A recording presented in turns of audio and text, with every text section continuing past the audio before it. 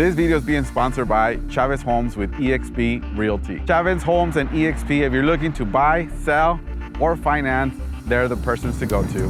Thank you so much for sponsoring the video. For more information, contact them.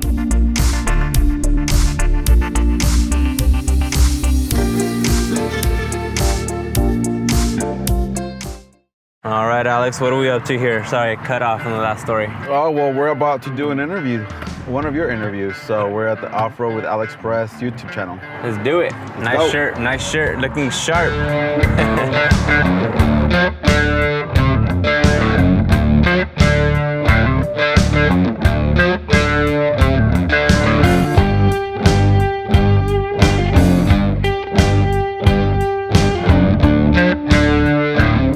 Hey guys, welcome to our YouTube channel. Thank you very much for tuning in again. And we have another special guest. He started his business. He's an entrepreneur. He's a very smart businessman. He's growing his real estate team, and he's very, very successful at it. So with that being said, Mr. Ismael, how are you, my buddy, pal? Good morning. Thank you for being here, brother. Thank you for having me. Thanks for the coffee, thanks for the breakfast. I'm ready to go. And ready for the trail? Yes, sir. Ready for this interview? This is my first time. Oh, we got another first timer. I'm gonna pop my your trail cherry. All right, Ismael, so tell us a little bit about who you are, quién es Ismael, and what got you to be into real estate, and tell us a little bit about your background, real quick. So for me, I actually kind of fell into the business almost by accident. It wasn't necessarily something super planned out, right? When I was 19 years old, one of my mentors from work got his real estate license. And so he had me, he was explaining to me how the real estate process works, buying and selling houses. He was brand new, he had just got his license. And then one day he said he needed some help with some Spanish calls, right? Some Spanish-speaking clients. He asked me if I could take over and that he would pay me a referral for it. He'd pay me $500 for every client that we got once I actually got them pre-approved and all that good stuff and set them up. So for me, I had no idea. I knew nothing about real estate. Granted, I was working at a city pool at the time. Okay. So I was teaching swim lessons. I was a lifeguard, and I'm not a fish, right? I'm actually a runner, but I was doing what I could. That was my first job at the city of Buena Park. And so random, right? He asked me to make some calls.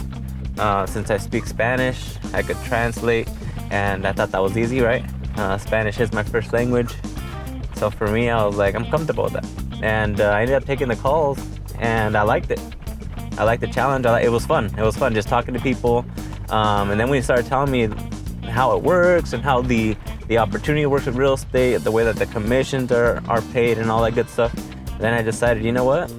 I want to get my license. Yeah. And literally, that was it. I want to get more than just $500. Yeah, I want to learn it. I want to give it a shot and learn more about it. It was exciting. And so, I mean, we all like houses, right? Yeah. We all like houses. We all like, I mean, for me, I really like houses.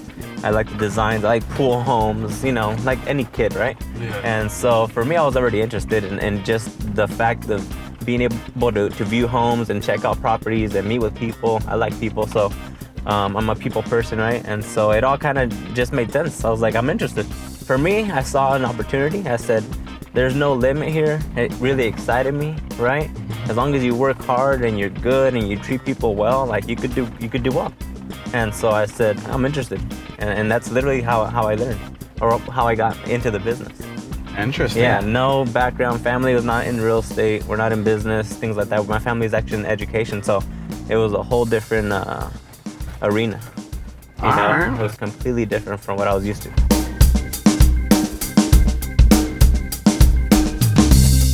How did you get to say, you know what, I'm not gonna be working for somebody else anymore? What got you to say, I'm gonna start my own business, I'm gonna become my own entrepreneur, I'm gonna go span my wings? Obviously, I know that you had that mentality, but what got that push? Yeah, I think, like I said, it kind of taps into me being a dreamer since I was a kid, right? I've always liked cars, and I was very, I had a lot of energy, you know. And so for me, I just wanted more of everything, right? And I realized that you can't have everything unless you have a team, or you're set up in a way that you can actually have the freedom, right? It's not just the money. So for me, I was always like, I don't know what I'm gonna do, but definitely I'm an entrepreneur. Like, I want to figure out a business or multiple businesses. I'm gonna do something where I can actually have, first of all, obviously the money to be able to have a lifestyle, but most importantly, I think it was more the freedom. So for me, what excited me most about the business and the entrepreneur life is the freedom, right? It comes with the high costs, but for me, I think time is the most important thing. And I've always known that, even though I never had money, right?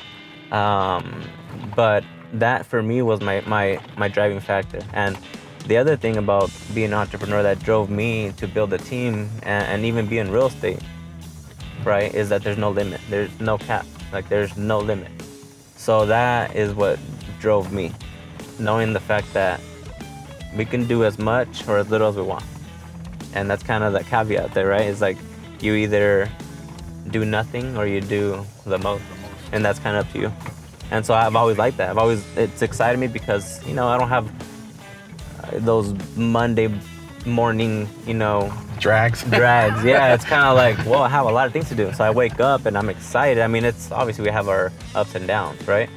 But it's exciting because it's always something different, you know? You don't know what's coming or what's going. Yeah. And I think I just have short attention. I feel like I have ADD. No one really diagnosed me, but because I never had health insurance, so I never saw a doctor, but I'm pretty sure I wouldn't believe it anyway. Yeah. So no, for me, it's like, this keeps me going, you know? Yeah. It's just that, like, the fire, the fact, the fear of, hey, you may not get a check this month, you know? And so that to me drives me. It's exciting. Just like what we're going through right now, you know, the bumps and the ups and downs, the heels right now. How did that work for you? How was your off-road towards where you're at right now? Yeah, I think the hardest part about being an entrepreneur is staying focused. So right now, I'm making sure you're focused on the road, right? Because I'm like, you look to the left, you're off. You go to the right, you're gonna hit a rock. And that's how it is. I think it's like staying focused, keeping your blinders on. That's another thing that one of my other mentors of my second company that I joined, which we just departed from, my mentor Joe Lins, he actually mentioned that. He'd always tell me that, keep your blinders on, you know? And I think just like the off-roading, you have to keep focused on where you're going, because if you deviate even a little bit, you're not gonna get to your destination, like, literally. Yeah, right? You won't. And so I think in business, that and being an entrepreneur, I mean, we have so many distractions. You know this. You're an entrepreneur yourself. There's so many things that come at you from different angles, different directions, different times, at different speeds. It's everything, right? And it's all unpredictable. But if you stay focused and you stay grounded, you get through it. I mean, right? You figure out a way to do it. And that's the part about being an entrepreneur. Right now, you don't know how you're going to get to the other side, but we're going to figure it out, right? That's right. One rock at a time. And so I think that's kind of the biggest take there, especially being an entrepreneur, because it's unpredictable. Did you ever fail? Did you ever thought of quitting? Oh, yeah. Did it get rough for you? Oh, yeah, I didn't. How did you? Yeah, definitely. I didn't get my license and buy a Lamborghini, you know? Like, definitely. That's not what happened, you know?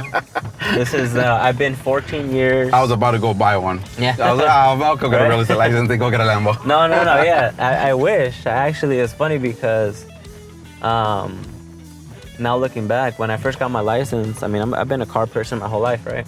Hot Wheels and all that good stuff. I still collect them, but yeah, me too. When I got into real estate, yeah, I mean, my first goal, I mean, I was 19 years old, right? My first goal was to buy a BMW M3. I thought the first year I was gonna for sure kill it. You know, I got in there before the market crashed that year. So I was already getting my license, hanging out around the office and the broker end of 2006, late 2006, like summer and ending of 2006. And by, I believe, January, I got my license, January of 07. So that's when the market had spiked. Yeah. soon after that, so I thought, I mean, I saw A these year after agents. that. Yeah, I saw these agents selling. I remember there was a top agent there selling. One time he sold 15 houses in a weekend. It was like 8 houses on a Saturday, 7 houses on a Sunday. Yikes. It was ridiculous. That was a whole different market. We can dive into that later, but what I saw was like, man, that's easy. And then I can for sure buy a M3, I mean, cash, whatever, right? I'm living at my parents' house. but anyway, that's what for me started it all. As far as the immediate reward, I was like, I had a goal, I had a goal set, and it didn't happen. So did I have any pitfalls or any failures? Heck yeah.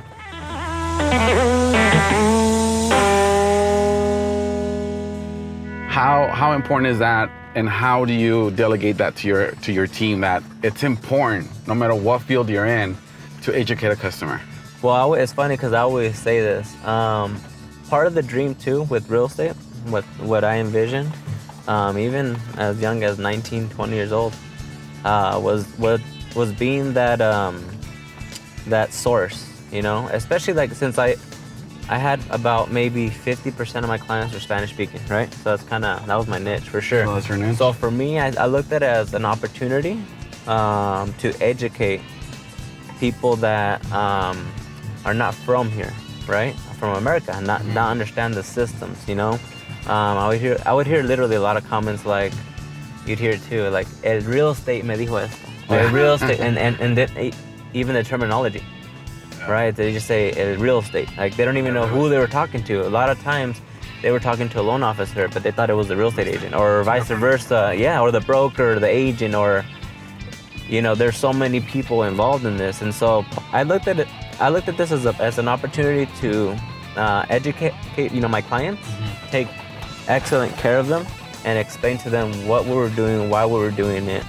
And I pride myself in that. At the end of the day, my job is to provide the best service, to protect my clients, to guide them and be a professional about it. And so, yeah, as far as explaining to the client what's going on and why, I think it's super important to understand the market, understand the business. So Ismael, what does Chavez Home have ahead? What's the plan with Chavez Homes? Where do you plan to take it? We plan to grow. Not sure exactly how many team members per se, but we're gonna keep growing. I like to say organically. Most of the people that have been on the team, they've just asked me about real estate and kind of how it works, and I've been coaching them and guiding them. And now with our experience and all, and with my experience too, I'm attracting now more experienced agents. So that's pretty cool. They want to join the brand. They want to join the culture. The culture, and all of that. So they want to join in on the fun. We were setting high goals, and people want to be a part of something that's growing, right? I mean, you want to go with people that are moving. And so I want to say that that's me, that's our team, and we've been able to build the team and delegate it out to in a way that we're now, servicing our clients in an even better way. Because like I said, everything's about customer service, right? And when you build a team, that's the hardest thing. That's the thing you kind of take a risk on. Yeah, for them to delegate that. Right. So, but our team is solid. We, like I said, we do a lot of hands-on training, and I trust my whole team. I mean, they're better than me. With our new model at EXP, with the company, we're able to basically create retirement plans for agents. So now we're not just giving them the value of maybe more business, the branding, the culture, all that. We're now offering an actual retirement plan for these agents. That's never happened before. I mean, I was with the company, the last company I was with, technically, the big branch, the corporate company, I was with them for the last 14 years since I started. So I would never move. I mean, I even have my own corporation. I'm a broker. I can go on my own completely, go independent. But I decided not to because I wanted better tools, better systems for the team. Yeah. Because I think at the end of the day, when you're building a team, it's all about retention. And so when you have more value, the retention stays strong. And so with the company, I believe they're at 97% retention. So they have a solid model where the agents get to benefit. They get to have more rewards, right? And they have, and that's just on the agent side. On the technology side, it's just all for the client. we have the new CRM system that I was telling you about. We use a really solid CRM system called KV Core, and that's better for our website integration and follow-up and all that helps our clients when they're searching for a home and when they're marketing their home as well.